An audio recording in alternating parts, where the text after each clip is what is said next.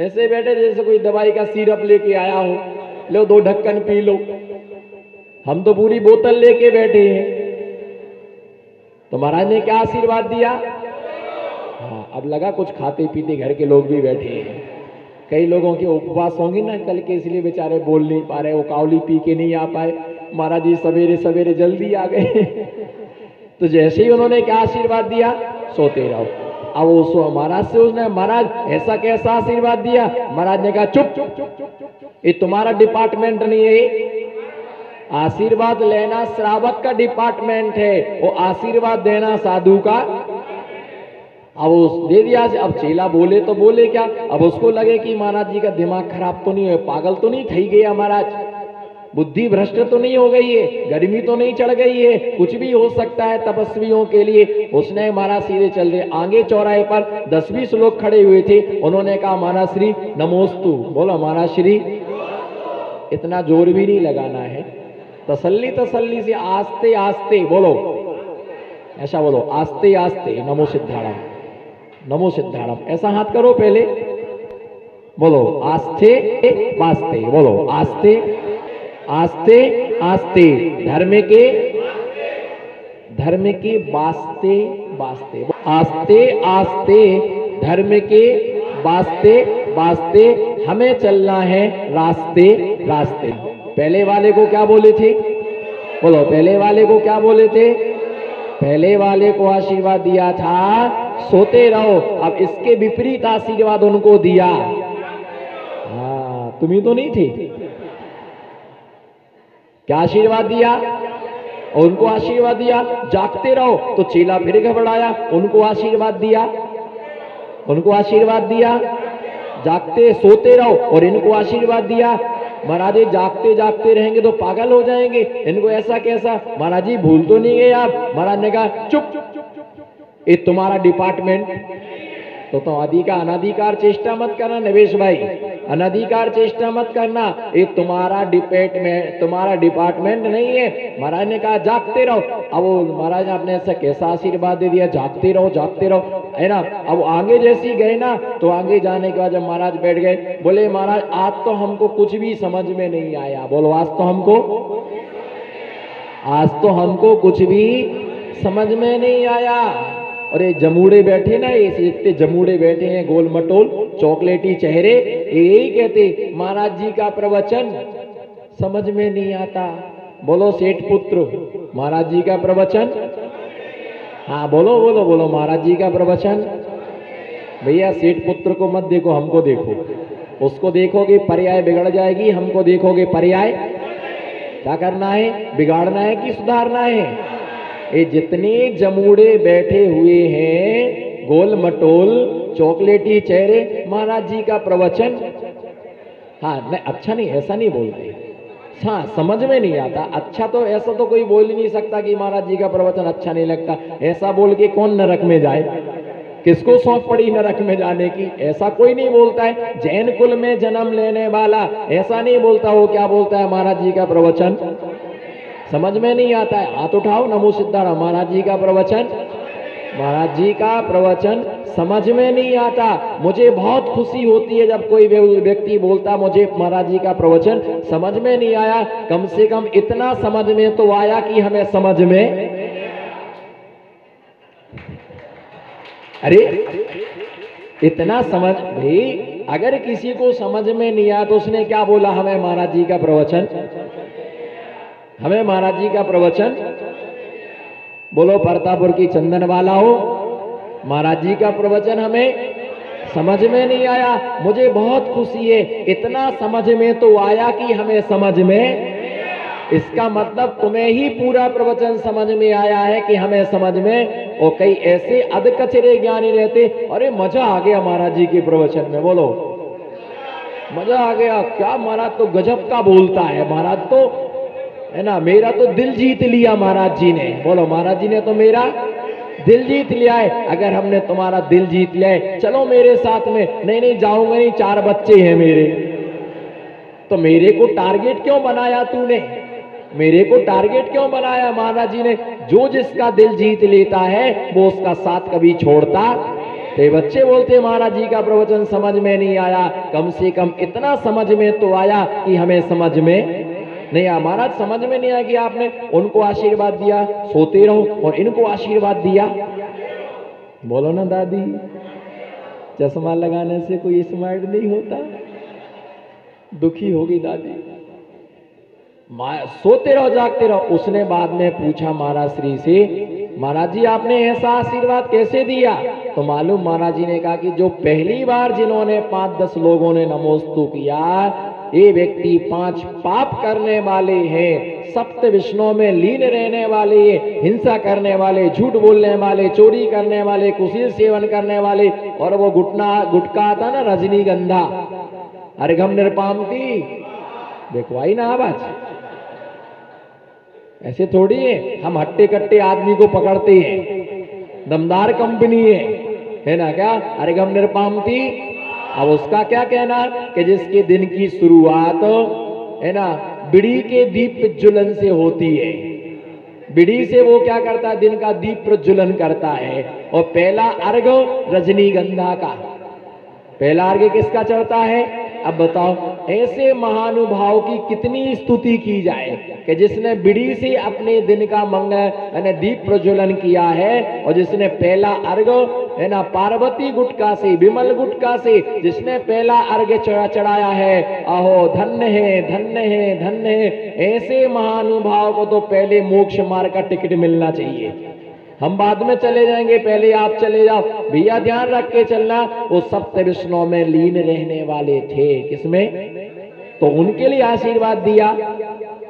क्या आशीर्वाद दिया? सोते रहो। क्यों आशीर्वाद दिया? सोते रहो। जब तक ये सोते रहेंगे तब तक ये पाप से बचते है ना, तब तक ये पाप से बचते हैं। पापी को सोने दो है ना, पापियों के लिए जब तक वो सोता है, चोर सोता रहेगा तब तक वो चोरी नहीं करेगा, हिंसक जब तक सोता रहेगा वो हिंसा नहीं करेगा, झूठ बोलने वाला जब तक सोता रहेगा है ना तब तक वो मौन रहेगा, झूठ नहीं बोलेगा, चोर जब तक सोता है, कुशील सेवन करने वाला सोता रहेगा है ना, तो किसी के साथ अत्याचार नहीं करेगा, परिग्रह संग्रह करने वाला सोता रहेगा तो वो किसी के जेब नहीं काटेगा, सप्तव्यसनी है ना, शराब पीने वाला, जुआ खेलने वाला, वेश्यावृत्ति करने वाला, पर स्त्री गमन करने वाला, शिकार खेलने वाला, जब तक ये आत्माएं सोती रहेंगी इस धरती के ऊपर पाप नहीं होगा। इसलिए हमने उनको आशीर्वाद दिया पापी को, मैं ना पापी को सोने दो। लेकिन महाराज आपने आगे जो है ना आशीर्वाद दिया था कि जागते रहो, इसका उद्देश्य में नहीं समझ पाया, इसका लक्ष्य में नहीं समझ पाया, इसका उद्देश्य क्या है? जागते रहो। जो पहले 8-10 लोग खड़े हुए थे हमारे तरफ देखना, नमो सिद्धाड़म है ना, अब नजर से नजर मिला करके रखना। ये 8-10 लोग जो आए आपके पास में, ये खड़े हुए थे, बहुत बढ़िया धर्मात्मा थे। एक कोई दिगंबर मुनिराज आ जाते हैं तो दिन और रात एक कर देते हैं। उनकी भैयावृत्ति में चौका लगाना, आहार देना, भैयावृत्ति को भैयावृत्ति करना, शौच क्रिया को ले जाना, कमंडल उनका भरना, भगवान का अभिषेक पूजन करना, सब कार्यों में आगे से आगे बढ़ करके ये रुचि लेते हैं, अनेक प्रकार से धर्म करते हैं। इसलिए इनको आशीर्वाद क्या दिया? बोलो बोलो प्रतापपुर के चक्रवर्तियों, इनको क्या आशीर्वाद दिया? जागते रहो है ना, क्योंकि ये सो जाएंगे तो धर्म होना बंद हो जाएगा। ये सो जाएंगे तो धर्म होना क्या होगा? ये सो जाएंगे तो धर्म होना बंद हो जाएगा। इसलिए धर्मात्माओं को जागने का आशीर्वाद, बोलो धर्मात्माओं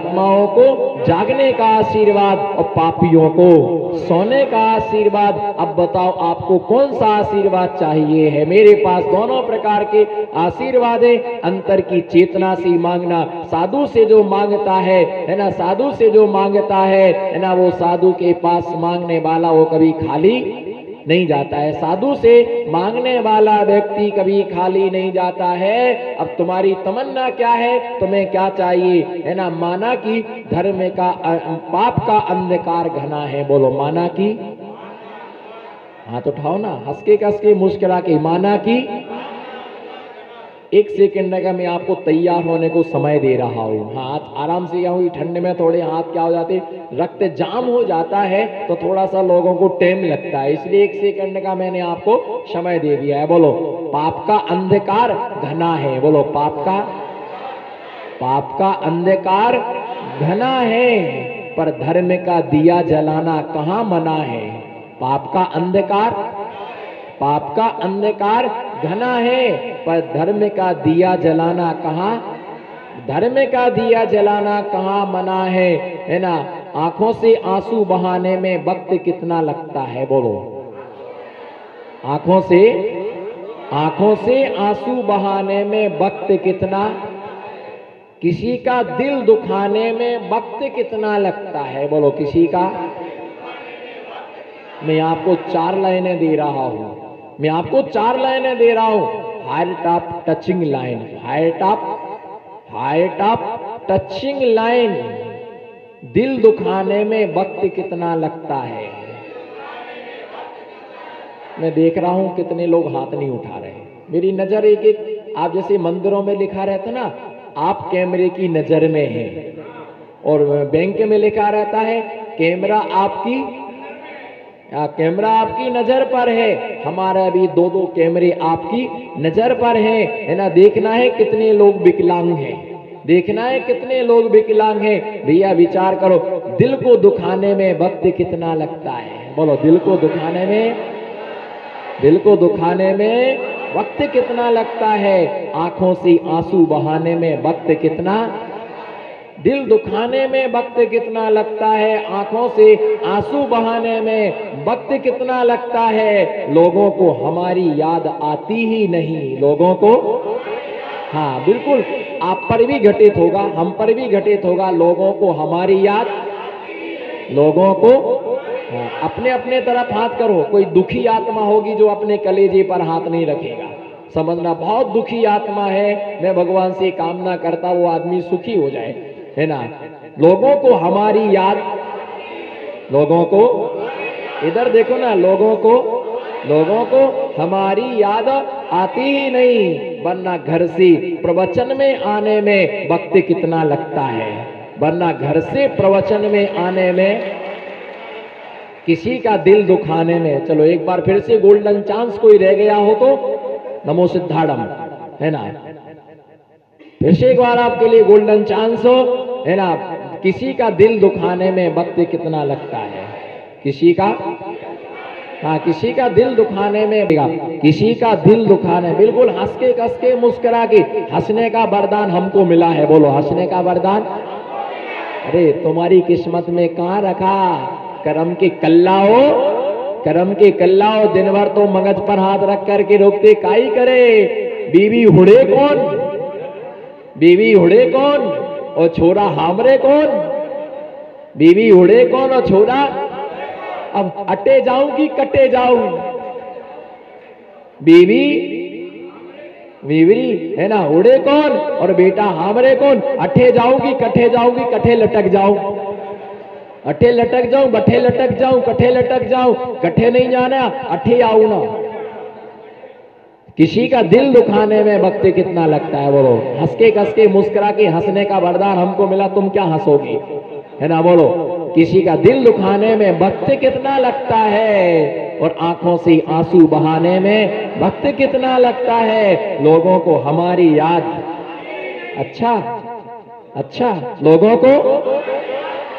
लोगों को हमारी याद आती नहीं, वरना घर से प्रवचन में आने में वक्त कितना लगता है ना। वरना घर से, है ना, प्रवचन में आने में वक्त कितना लगता है, वरना आनंद यात्रा में आने में वक्त कितना लगता है। लोगों को हमारी याद आती नहीं, वरना घर से भैया वृत्ति में आने में वक्त कितना लगता है। लोगों को हमारी याद, हंस के बोलो। भली दांत नकली हो पर चेहरे पर इस्माइल असली होना। भली दांत प्रतापुर वालों की नकली हो पर चेहरे पर इस्माइल असली होना चाहिए। जिसे याद होता है उसके पास में धर्म होता है। बोलो, जिसे उसके पास धर्म होता है, जिसके पास धर्म होता है उसके लिए याद होता है शुभ सूचना। मैंने आपको प्रारंभ में 4 बातें, शुभ सूचना एक, उसके बाद हमने दूसरा दिया है ना कि शुभ कार्य, शुभ आश्रय और शुभ लाभ। शुभ सूचना का मतलब होता है हमारे नगर में मुनिराज आ रहे हैं, ये शुभ सूचना है। अगर किसी ने चौका लगाया, हमारे घर पर चौका लग रहा है, आपको आना है, ये शुभ सूचना है। किसी ने आपको भैया वृत्ति के लिए फोन किया, किसी ने आपके लिए लेने के लिए, बिहार के लिए चलने का, ये शुभ सूचना है। जब शुभ सूचना होती है, शुभ कार्य, हर आदमी शुभ कार्य करना चाहता है। जब शुभ कार्य करता है तो शुभ कर्मों का आश्रय होता है, शुभ कर्मों के आश्रय से हमें शुभ लाभ होता है। हर आदमी अपने बही खाते पर लिखता है, बोलो शुभ लाभ। किसी ने आज तक ऐसा नहीं लिखा अशुभ अलाभ। बही खाते पर वही लिखा जाता है, घर के दरवाजे पर वही लिखा जाता है शुभ लाभ। हमारे लिए शुभ लाभ हो और दिगंबर मुनिराज के समागम से ही हमें क्या होता है, शुभ लाभ होता है। बोलो दिगंबर मुनिराज के। अब किसको क्या लाभ होगा मैं नहीं कह सकता हूं, किसको, बोलो किसको क्या लाभ होगा मैं नहीं कह सकता हूं। ये तो आपको लाभ उठाते आना चाहिए। बोलो आपको लाभ उठाते आना चाहिए। समय किसी के पास में रहता नहीं है। बोलो समय किसी के पास रहता नहीं है, समय निकालना पड़ता है। मैं कहता हूं कि आप प्रवचन में आना, स्वाद टाइम नहीं है हमारे पास में, बिजी चल रहे हैं। और कोई बीमारी हो जाए तो अस्पताल में 15 दिन तक भर्ती रह जाती, फिर समय कहां से आता है बहन जी है? फिर कोई डॉक्टर बीमारी बता दे तो 15 दिन तक अस्पताल में भर्ती रहोगे, फिर उधर अस्पताल के भी चक्कर लगाते हो और यहाँ महाराज जी के भी क्या लगाते हो, महाराज जी कमंडल का, बोलो महाराज जी कमंडल का पानी दे दो, है ना। हमारे सेठ जी का है ना पेट बहुत दुख रहा है, आपके कमंडल में तो चमत्कार है। बोलो बहन जी आपके कमंडल में तो चमत्कार है। और आज पता चला महाराज जी के कमंडल में है चमत्कार, और इसके 15 दिन तक आपने नहीं किया महाराज जी को। बहुत खतरनाक अंकल है।